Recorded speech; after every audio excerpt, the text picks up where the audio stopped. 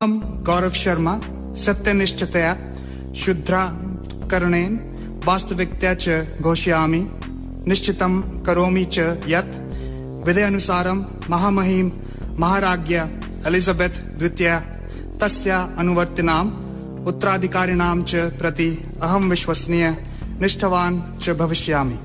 नमस्कार। जो तस्वीरें अभी आपने देखी वो भारत की संसद या भारत की किसी विधानसभा की नहीं है।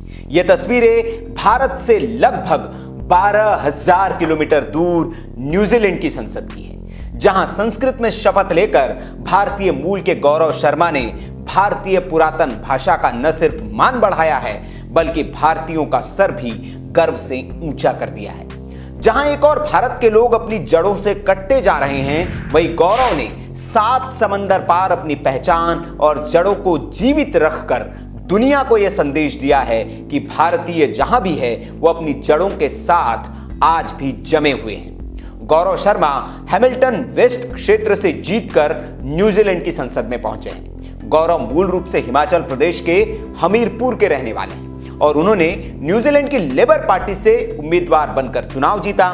लेबर पार्टी न्यूजीलैंड में सत्ताधारी दल है। आपको बता दें कि गौरव अपनी जड़ों को नहीं भूले हैं, तो उस संस्कार को भी नहीं भूले कि वे जिस देश में हैं वो भी उनके लिए मां ही है। इसलिए उन्होंने उस देश का सम्मान करते हुए सबसे पहले न्यूजीलैंड की स्थानीय माओरी भाषा में शपथ ली और उसके बाद भारत की सबसे पुरातन भाषा, जिसे देव भाषा कहा जाता है, उस संस्कृत में शपथ ली। न्यूजीलैंड की संसद में जब संस्कृत गूंजी तो न सिर्फ हर भारतवासी के लिए यह क्षण गर्व करने वाला था बल्कि भारतीय संस्कृति के पुनः उत्थान का एक स्वर्णिम उदाहरण भी था। आपको बता दें कि डॉक्टर गौरव शर्मा 1996 में न्यूजीलैंड गए थे। यहां एक वक्त ऐसा था जब उनके पिता के पास नौकरी नहीं थी और वे 6 साल तक नौकरी के लिए तरसते रहे थे। द ट्रिब्यून के खबर के मुताबिक उनके परिवार के लिए सबसे कठिन समय था वो। वे कड़े संघर्षों से तप कर निकले हैं, इसलिए उन्होंने समाज की सेवा के लिए राजनीति को चुना।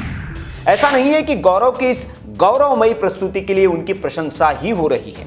वामपंथी और भारत विरोधी मानसिकता वाले गौरव की संस्कृत सुनकर बौखला गए हैं। उनके कानों से खून रिसने लगा है और वो इसकी मुखालफत सोशल मीडिया पर भी कर रहे हैं। किसी ने उनसे पूछा कि उन्होंने हिंदी में शपथ क्यों नहीं ली, तो उन्होंने इसका बहुत सुंदर जवाब दिया और कहा कि यह सोच उनके मन में भी आई थी, लेकिन उन्होंने सोचा कि पहाड़ी उनकी मूल भाषा है और पंजाबी में भी वो शपथ ले सकते थे, लेकिन सभी को खुश करना संभव नहीं है। ऐसे में उन्होंने बताया कि संस्कृत में शपथ लेकर उन्होंने एक साथ सारी भाषाओं को सम्मान दिया, क्योंकि संस्कृत सारी भारतीय भाषाओं की जननी है।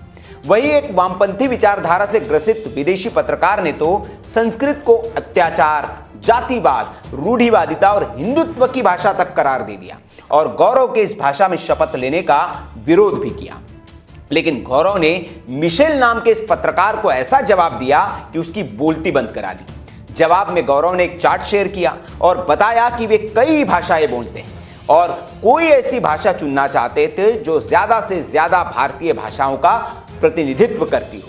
उन्होंने बताया कि 3500 साल पुरानी संस्कृत भारत की प्राचीनतम भाषा है और देश में आजकल बोली जाने वाली भाषाओं में से अधिकतर यहीं से निकली है। उन्होंने ग्रामीण भारत में एक स्कूल में बचपन में संस्कृत की शिक्षा ली है, जहां यह सभी के लिए अनिवार्य था। यह न तो किसी एक वर्ग की निशानी थी और न ही किसी एक संस्कृति का प्रतीक।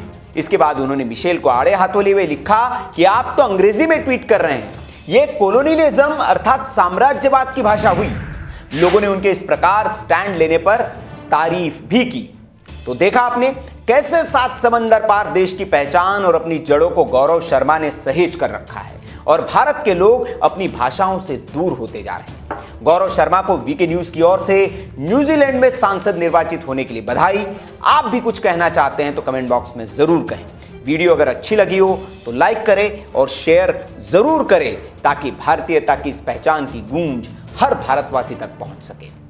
और ऐसी खबरों के लिए आप देखते रहिए वीके न्यूज। नमस्कार।